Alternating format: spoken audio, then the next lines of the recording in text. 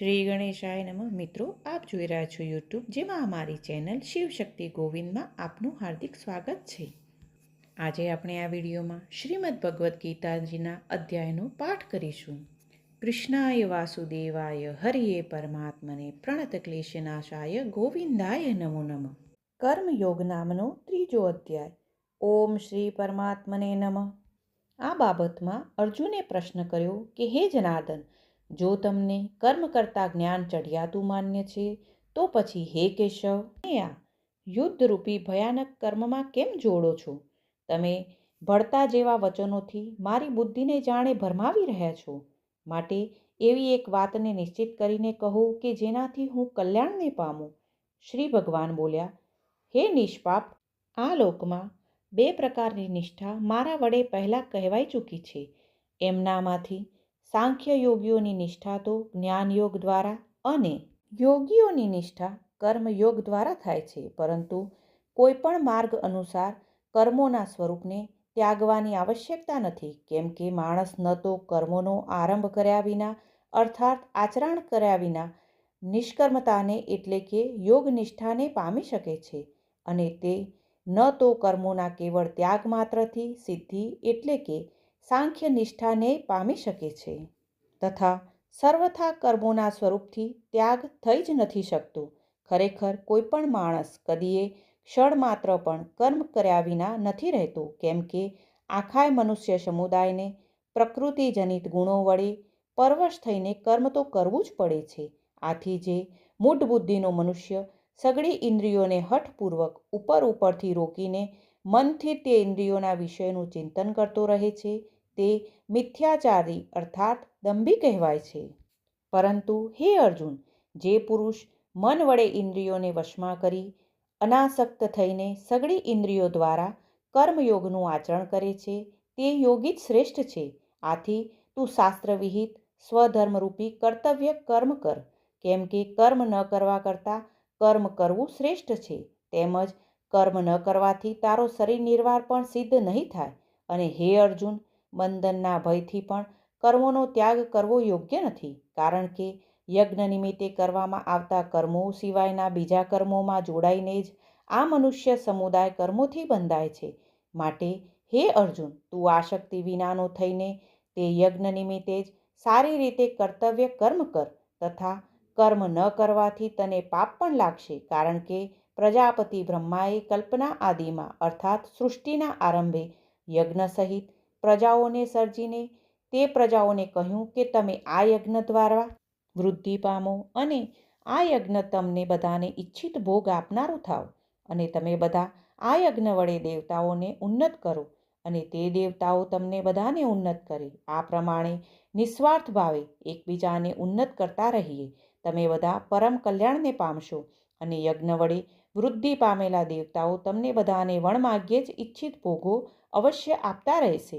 આ રીતે તે દેવતાઓ દ્વારા અપાયેલા ભોગોને જે પુરુષ તે દેવતાઓને નહીં આપીને પોતે ભોગવે છે, તે ચોર જ છે. કારણ કે યજ્ઞમાંથી વધેલા અન્નને આરોગનારા શ્રેષ્ઠ પુરુષો સર્વ પાપોથી મુક્ત થઈ જાય છે. અને જે પાપીઓ પોતાના શરીરના પોષણ માટે જ અન્ન રાંધે છે, તેઓ તો પાપને જ ખાય છે.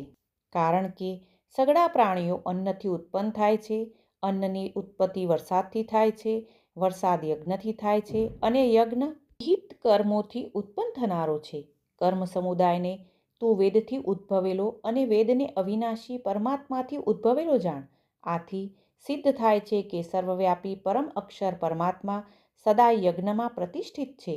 હે પાર્થ, જે મનુષ્ય આ લોકમાં આ પ્રમાણે પરંપરાથી પ્રચલિત સૃષ્ટિચક્રને નથી અનુસરતો અર્થાત પોતાના કર્તવ્યનું પાલન નથી કરતો, તે ઇન્દ્રિયો વડે ભોગોમાં રમનારો પાપાયુ મનુષ્ય ફોગટ જ જીવે છે.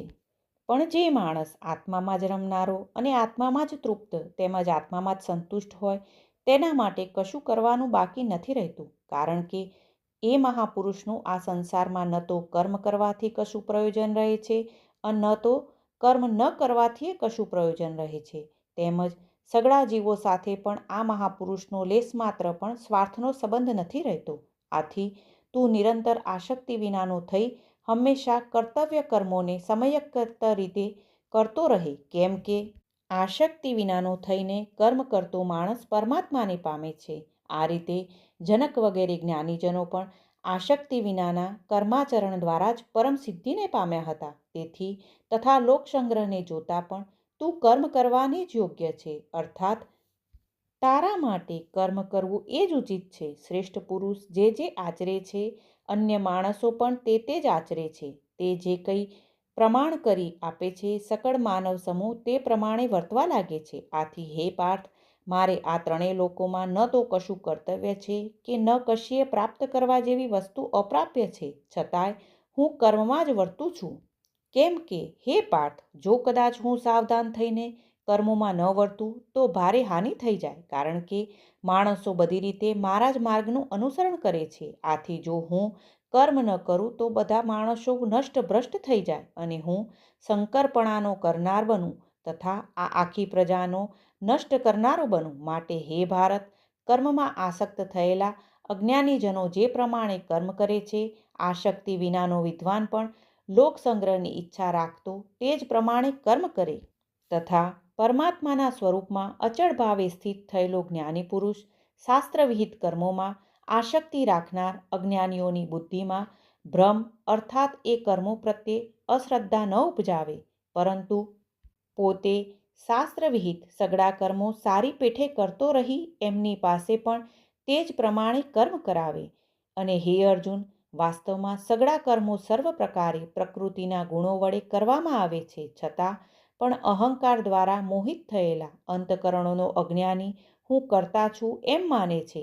પણ હે મહાબાહો, ગુણ વિભાગ અને કર્મ વિભાગના તત્વને જાણનાર જ્ઞાની યોગો તો સમસ્ત ગુણો જ ગુણોમાં વર્તી રહ્યા છે એમ સમજીને એમનામાં આસક્ત નથી થતો, અને પ્રકૃતિના ગુણોથી અત્યંત મોહિત થયેલા મનુષ્યો ગુણોમાં અને કર્મોમાં આસક્ત રહે છે.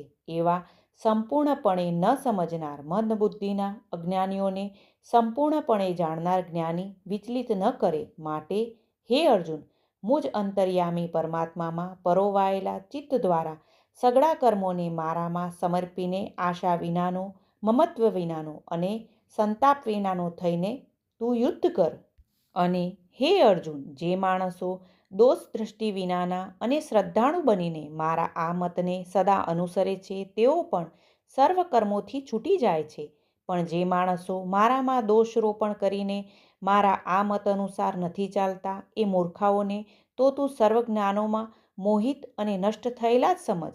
કારણ કે સર્વ પ્રાણીઓ પ્રકૃતિને પામે છે, એટલે કે પોતાના સ્વભાવને વશ થઈને કર્મો કરે છે. જ્ઞાની પણ પોતાની પ્રકૃતિ અનુસાર ચેષ્ટા કરે છે, એમાં કોઈનો દુરાગ્રહ શો કરવાનો? માટે મનુષ્ય માટે ઉચિત એ છે કે ઇન્દ્રિયના અર્થમાં, એટલે કે પ્રત્યેક ઇન્દ્રિયના વિષયમાં રાગ અને દ્વેષ છુપાઈને રહેલા છે, એ બંનેને વશ ન થવું. કેમ કે તે બંને એના કલ્યાણ માર્ગમાં વિઘ્નો ઊભા કરનારા મહાશત્રુઓ છે. આથી એ બંનેને જીતી સાવધાન થઈ સ્વધર્મનું પાલન કરવું. કારણ કે સારી રીતે આચરવામાં આવેલા અન્યના ધર્મ કરતાં ગુણ વિનાનો હોવા છતાં પણ પોતાનો ધર્મ ઘણો ચડિયાતો છે. પોતાના ધર્મમાં તો મરવું પણ કલ્યાણકારી છે અને અન્યનો ધર્મ તો ભયપ્રદ છે. આ બાબતમાં અર્જુને પૂછ્યું, હે કૃષ્ણ, તો પછી આ માણસ પોતે ન ઈચ્છતો હોવા છતાં પણ પરાણે જોડ્યો હોય એમ કોનાથી પ્રેરાઈને પાપનું આચરણ કરે છે? શ્રી ભગવાન બોલ્યા, રજોગુણમાંથી ઉદ્ભવેલો આ કામ જ ક્રોધ છે. આ ઘણું ખાનારો એટલે કે ભોગોથી કદી ન ધરાતો અને મહાપાપી છે. આને જ તું આ બાબતમાં વેરી જાણ. જેમ ધુમાડાથી અગ્નિ અને મેલથી દર્પણ ઢંકાઈ જાય છે, તથા જેમ ઓળથી ગર્ભ ઢંકાયેલો રહે છે, તેમજ એ કામ વડે આ જ્ઞાન ઢંકાયેલું રહે છે. અને હે કૌંતેય, આ અગ્નિની પેઠે કદી પૂર્ણ ન થનાર કામરૂપી જ્ઞાનીઓની નિત્ય વેરી વડે માણસનું જ્ઞાન ઢંકાયેલું છે. અને ઇન્દ્રિયો, મન અને બુદ્ધિ એ સર્વ આનું રહેઠાણ કહેવાય છે. આ કામ, આ મન, બુદ્ધિ અને ઇન્દ્રિયો દ્વારા જ જ્ઞાનને ઢાંકી દઈને જીવાત્માને મોહિત બનાવે છે. માટે હે ભરતવંશીઓમાં શ્રેષ્ઠ, તું પહેલાં ઇન્દ્રિયોને વશમાં કરીને જ્ઞાન અને વિજ્ઞાનનો નાશ કરનાર આ મહાન પાપી કામને જરૂર બળપૂર્વક હણી નાખ. અને જો તું માનતો હોય કે ઇન્દ્રિયોને રોકી કામરૂપ વેરીને મારવાની તારી શક્તિ નથી, તો આ તારી ભૂલ છે. કારણ કે ઇન્દ્રિયોને સ્થૂળ શરીર કરતાં પર અર્થાત શ્રેષ્ઠ બળવાન તેમજ સૂક્ષ્મ કહે છે. આ ઇન્દ્રિયો કરતાં મન પર છે, મન કરતાં એ બુદ્ધિ પર છે, અને જે બુદ્ધિ કરતાં પણ સાવ પર છે તે આત્મા છે. આ પ્રમાણે બુદ્ધિ કરતાં પર એટલે કે સૂક્ષ્મ બળવાન અને ઘણા શ્રેષ્ઠ આત્માને ઓળખીને અને બુદ્ધિ વડે મનને વશ કરીને, હે મહાબાહો, તું આ કામરૂપી દુર્જય શત્રુને હણ. શ્રી કૃષ્ણ અને અર્જુનના સંવાદમાં શ્રીમદ ભગવદ્ ગીતા રૂપી ઉપનિષદ અને બ્રહ્મવિદ્યા તથા યોગશાસ્ત્ર વિષયનો કર્મયોગ નામનો 3જો અધ્યાય સમાપ્ત. ઓમ શ્રી પરમાત્મને નમઃ. શ્રીમદ ભગવદ્ ગીતાજીના 3જા અધ્યાયનું મહાત્મય. શ્રી ભગવાન કહે છે, હે પ્રિયા, જનસ્થાનમાં એક જડ નામનો બ્રાહ્મણ હતો, જે કૌશિક વંશમાં જન્મ્યો હતો. એણે પોતાના જાતિગત ધર્મ છોડીને વાણિયાની વૃત્તિમાં મન પરોવ્યું. એને પારકી સ્ત્રીઓ સાથે વ્યભિચાર કરવાનું વ્યસન પડી ગયું હતું. એ સદા જુગટું રમતો, મદિરા પીતો અને શિકાર કરીને જીવોની હિંસા કરતો હતો. આ જ રીતે એનો સમય વીતતો હતો. ધન નષ્ટ થઈ જતાં એ વેપાર અર્થે બહુ દૂર ઉત્તર દિશામાં ચાલો ગયો. ત્યાંથી ધન કમાઈને ઘરે આવવા માટે પાછો વળ્યો. ઘણી દૂર સુધીનો પંથ એને વટાવી લીધો હતો. એક દિવસ સૂર્યાસ્ત થઈ જતાં જ્યારે 10 દિશાઓમાં અંધકાર છવાઈ ગયો, ત્યાં એક વૃક્ષ તળે એને લૂંટારુઓએ ઘેરી લીધો અને સત્વરે એના પ્રાણ હરી લીધા. એના ધર્મનો લોપ થઈ ગયો હતો, માટે એ ઘણો ભયાનક પ્રેત બન્યો. એનો પુત્ર મોટો ધર્માત્મા અને વેદોનો વિદ્વાન હતો. એણે અત્યાર સુધી પિતાજીના આવવાની વાટ જોઈ. જ્યારે એ ન આવ્યા ત્યારે એમનો પત્તો મેળવવા માટે એ પોતે પણ ઘર છોડીને ચાલી નીકળ્યો. એ દરરોજ શોધતો, પણ વટે માર્ગોને પૂછવા જતાં પણ એને પિતાજીના કશા સમાચાર મળતા ન હતા. ત્યાર પછી એક દિવસ એક મનુષ્ય સાથે એનો ભેટો થઈ ગયો, જે એના પિતાજીનો સહાયક હતો. એની પાસેથી બધા સમાચાર જાણીને એણે પિતાજીના મૃત્યુ પર ઘણો શોક કર્યો. એ ઘણો બુદ્ધિશાળી હતો. ઘણું બધું સમજી વિચારીને પિતાજીનું પારલૌકિક કર્મ કરવાની ઈચ્છાથી આવશ્યક સામગ્રી સાથે લઈને એણે કાશી જવાનો વિચાર કર્યો. પંથમાં 7-8 પડાવ કરીને એ 9મા દિવસે પેલા વૃક્ષ તળે જઈ પહોંચ્યો, જ્યાં એના પિતાજી હણાયા હતા. એ સ્થાને એણે સંધ્યોપાસના કરી અને ગીતાના 3જા અધ્યાયનો પાઠ કર્યો. એ જ સમયે આકાશમાં ઘણો ભયાનક ધ્વનિ થયો. એણે પોતાના પિતાજીને ભયંકર આકાશમાં જોયા. પછી તરત જ પોતાની સામે આકાશમાં એને એક સુંદર વિમાન જોવા મળ્યું, જે મહાન તેજથી વ્યાપ્ત હતું. એમાં ઘણી બધી નાનકડી ઘંટડીઓ લટકતી હતી.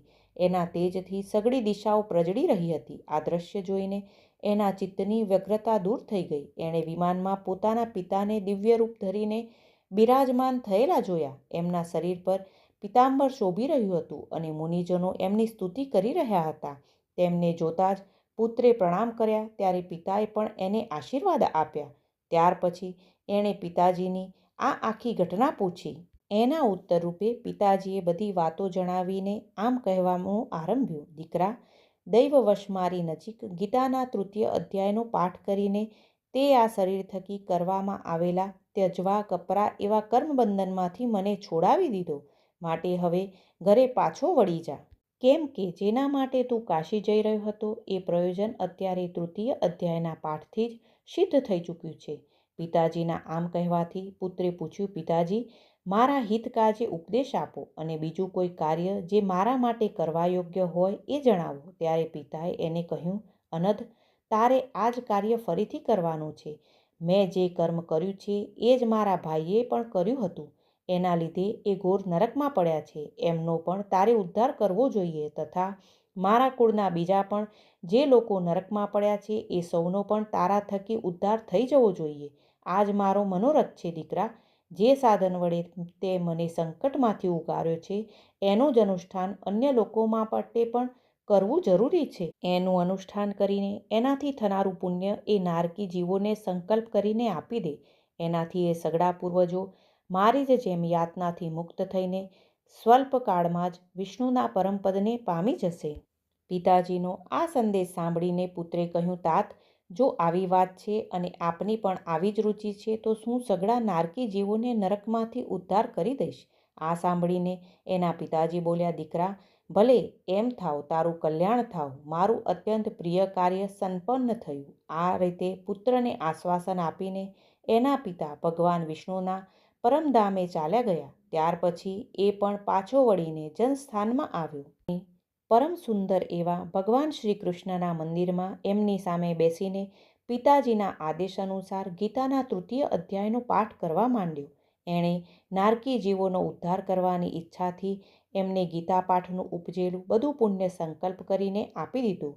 એ ગાળામાં ભગવાન વિષ્ણુના દૂતો યાતના ભોગવનાર નારકી જીવોને છોડાવવા માટે યમરાજ પાસે ગયા. યમરાજે વિવિધ પ્રકારના સત્કારોથી એમનું પૂજન કર્યું અને કુશળતા પૂછી. એ બોલ્યા, ધર્મરાજ, અમારા બધા માટે બધી બાજુ આનંદ જ આનંદ છે. આ રીતે સત્કાર કરીને પિતૃલોકના સમ્રાટ પરમ બુદ્ધિશાળી યમે વિષ્ણુ ભગવાનના દૂતોને યમલોકમાં આવવાનું કારણ પૂછ્યું.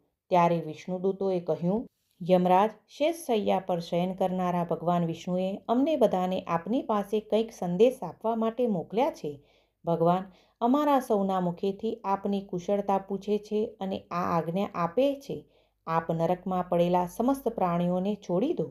અમિત તેજસ્વી ભગવાન વિષ્ણુનો આ સંદેશ સાંભળીને યમરાજે મસ્તક નમાવીને એને સ્વીકાર્યો અને મનોમન કંઈક વિચાર્યું. ત્યાર પછી મદોન્મત્ત નારકી જીવોને નરકમાંથી મુક્ત જોઈને એમની સાથે જ એ ભગવાન વિષ્ણુના વાસસ્થાને ચાલ્યા. યમરાજ શ્રેષ્ઠ વિમાન દ્વારા જ્યાં ક્ષીરસાગર છે ત્યાં જઈ પહોંચ્યા. એની અંદર કોટી કોટી સૂર્યો જેવી કાંતિ ધરાવતા નીલકમલદલ જેવા શ્યામસુંદર લોકનાથ જગદગુરુ શ્રીહરિના એમણે દર્શન કર્યા. ભગવાનનું તેજ એમની શૈયા બનેલા શેષનાગની ફણના મણિઓના અજવાળાથી બમણું થઈ રહ્યું હતું. એ આનંદસભર દેખાતા હતા. એમનું હૃદય પ્રસન્નતા ભર્યું હતું. ભગવતી લક્ષ્મી પોતાની સરળ દ્રષ્ટિથી પ્રેમપૂર્વક એમને વારંવાર નિહાળી રહ્યા હતા. ચારે બાજુ યોગીઓ ભગવાનની સેવામાં ઊભા હતા. એ યોગીઓની આંખોની કીકીઓ ધ્યાનસ્થ હોવાને કારણે નિશ્ચળ જણાતી હતી. દેવરાજ ઇન્દ્ર પોતાના વિરોધીઓને પરાસ્ત કરવાના ઉદ્દેશથી ભગવાનની સ્તુતિ કરી રહ્યા હતા. બ્રહ્માજીના મુખેથી નિસરેલા વેદાંત વાક્ય મૂર્તિમંત થઈને ભગવાનના ગુણોના જ્ઞાન કરી રહ્યા હતા. ભગવાન સંપૂર્ણપણે સંતુષ્ટ હોવાની સાથે સાથે સઘળી યોનિઓ પ્રત્યે ઉદાસીન જણાતા હતા. જીવોમાંથી જેમણે યોગ સાધન થકી વધુ પુણ્યનો સંચય કર્યો હતો એ સૌને એક સામટા એ કૃપા દ્રષ્ટિથી નિહાળી રહ્યા હતા.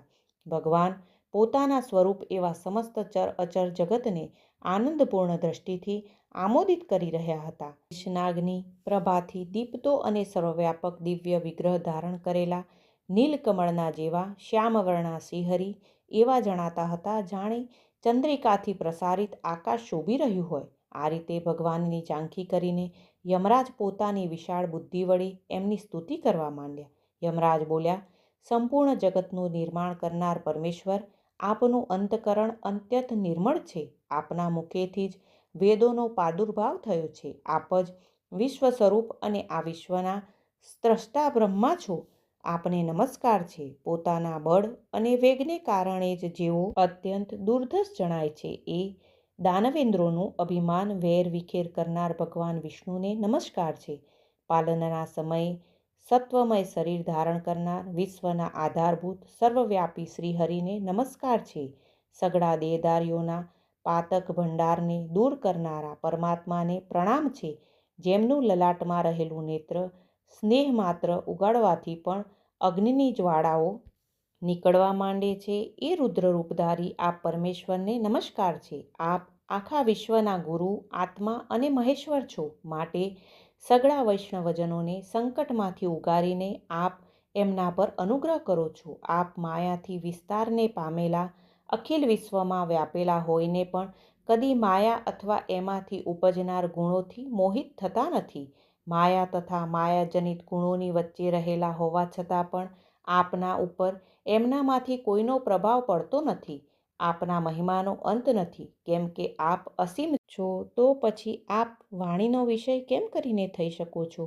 માટે મારું મૌન રહેવું જ ઉચિત છે. આમ સ્તુતિ કરીને યમરાજે હાથ જોડીને કહ્યું, હે જગદગુરુ, આપના આદેશથી આ જીવોને એ ગુણવિહોણા હોવા છતાં પણ મેં છોડી દીધા છે. હવે મારે માટે યોગ્ય બીજું જે કાર્ય હોય એ જણાવો. એમના આમ કહેવાથી ભગવાન મધુસૂદન મેઘ જેવા ગંભીર વાણી દ્વારા જાણે અમૃતરસથી સિંચતા હોય એમ બોલ્યા, ધર્મરાજ, તમે સૌના પ્રત્યે સમાન ભાવ રાખીને લોકનો પાપમાંથી ઉદ્ધાર કરી રહ્યા છો. તમારા પર દેહધારીઓનો ભાર મૂકીને હું નિશ્ચિત છું, માટે તમે પોતાનું કામ કરો અને પોતાના લોકમાં પાછા વળો. આમ કહીને ભગવાન અંતર્ધાન થઈ ગયા. યમરાજ પણ પોતાની પુરીમાં પાછા આવ્યા ત્યારે પેલો બ્રાહ્મણ પોતાની જાતિના અને સમસ્ત નારકી જીવોનો નરકમાંથી ઉદ્ધાર કરીને પોતે પણ શ્રેષ્ઠ વિમાન દ્વારા શ્રી વિષ્ણુધામે ચાલ્યો ગયો. અધ્યાય બીજો, મહાત્મય સંપૂર્ણમ.